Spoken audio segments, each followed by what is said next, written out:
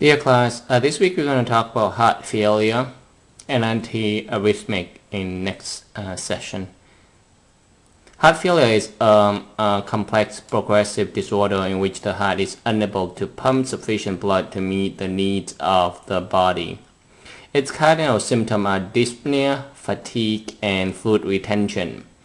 Heart failure is due to an impaired ability of the heart to adequately fill with and or eject blood. It is often accompanied by abnormal increases in blood volume and interstitial fluid.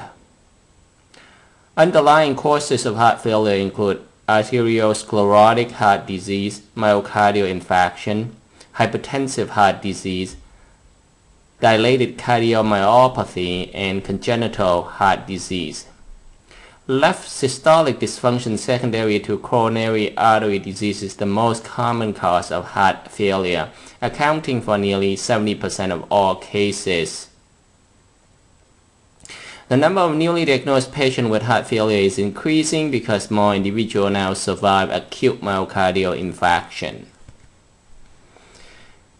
Chronic activation of the sympathetic nervous system and renin-angiotensin-aldosterone axis is associated with remodeling of cardiac tissue characterized by loss of myocytes, hypertrophy, and fibrosis. The geometry of heart becomes less elliptical and more spherical, interfering with its ability to efficiently function as a pump. The goals are to alleviate symptoms, slow disease progression, and improve survival. Accordingly, 6 classes of drugs have been shown to be effective. 1. Inhibitors of renin-angiotensin system. 2. Beta-adrenal receptor blockers. 3. Diuretics. 4. Direct vasodilators. 5. Inotropic agents.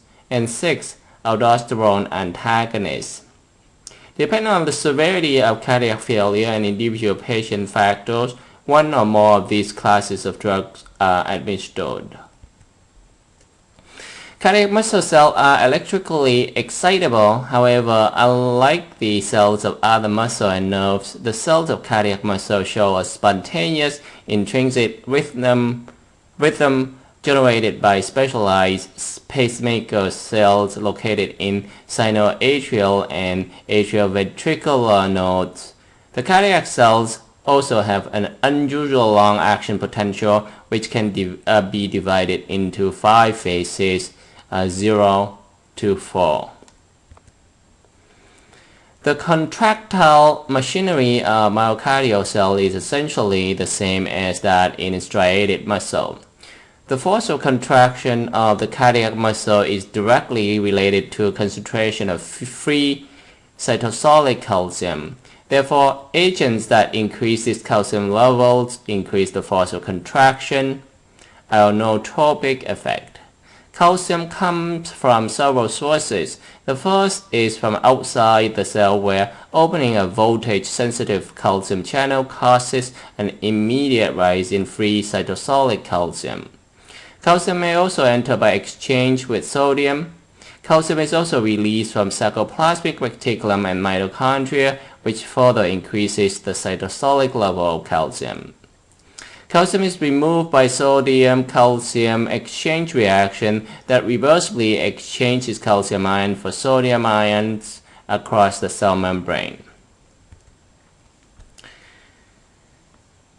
The failing heart evoked 3 major compensatory mechanisms to enhance cardiac output.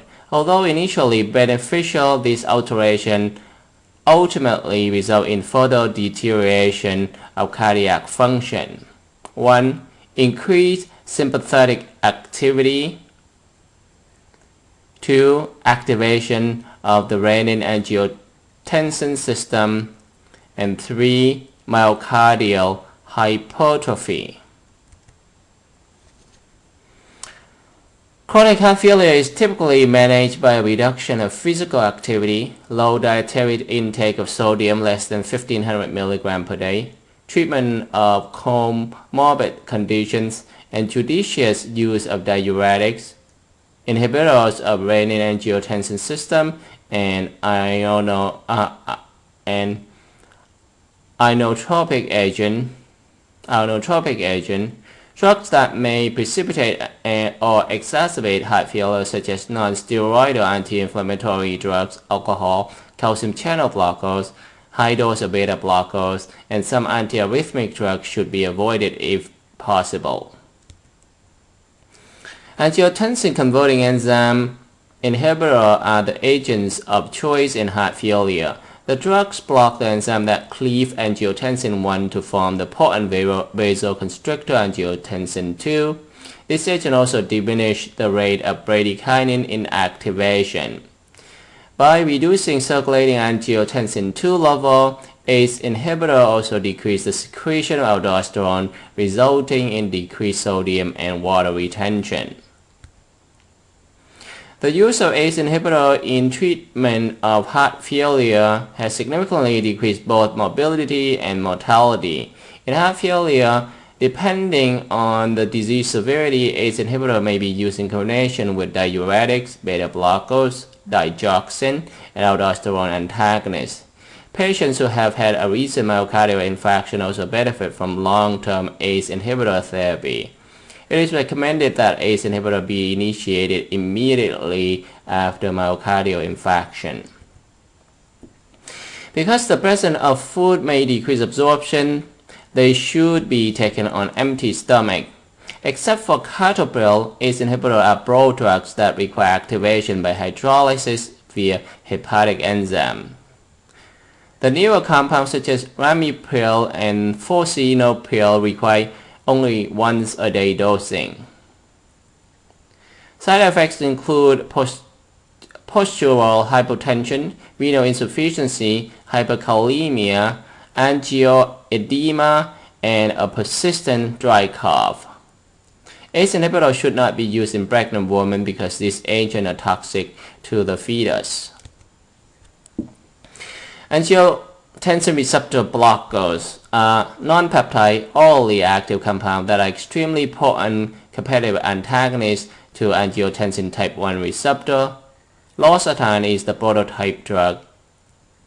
Angiotensin receptor blockers have the advantage of more complete blockade of angiotensin action because ACE inhibitors inhibit only one enzyme responsible for production of angiotensin 2. Further, the angiotensin receptor blockers do not affect bradykinin levels.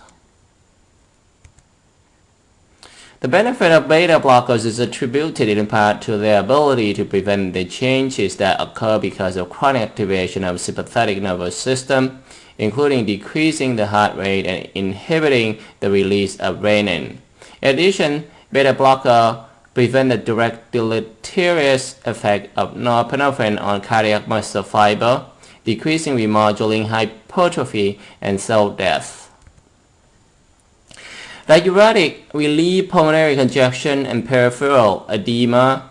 Thiazide are relatively mild diuretic and lose efficacy if patient creatinine level clearance is less than 15 milliliter per minute. Loop diuretic are used for patients who require extensive diuresis and those with renal insufficiency. Loop diuretic are the most commonly used diuretic in heart failure.